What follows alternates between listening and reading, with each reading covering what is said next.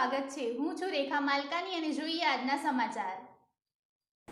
મોડાસા શહેરમાં અતિવૃષ્ટિના કારણે લોકોને પીવાના શુદ્ધ પાણીની તકલીફ પડી રહી છે, જેને ધ્યાનમાં રાખીને દાવતે ઇસ્લામીના ડિપાર્ટમેન્ટ ગરીબ નવાઝ રિલીફ ફાઉન્ડેશન દ્વારા ચોખ્ખા પાણીના ટેન્કર અલગ અલગ સોસાયટીમાં પાણી પહોંચાડવાની કામગીરી શરૂ કરેલ છે।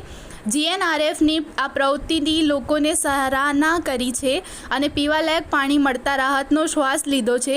આ ઉપરાંત જીએનઆરએફ દ્વારા અસરગ્રસ્ત વિસ્તારોમાં સવારે દૂધ તથા બંને ટાઈમ ફૂડ પેકેટ દ્વારા જમવાનું પહોંચાડવામાં આવે છે।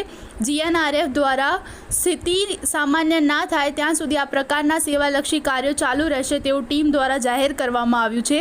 દાવતે ઇસ્લામીના ડિપાર્ટમેન્ટ ગરીબ નવાઝ રિલીફ ફાઉન્ડેશન દ્વારા છેલ્લા બે દિવસથી અલગ અલગ સેવાકીય કાર્યો કરવામાં આવી રહ્યા છે। લોકોને અસરગ્રસ્ત વિસ્તારમાંથી સલામત સ્થળે ખસેડવા અને ફૂડ પેકેટ અને દૂધ જેવી જીવન જરૂરિયાતની સામગ્રી પહોંચાડવામાં આવી રહી છે।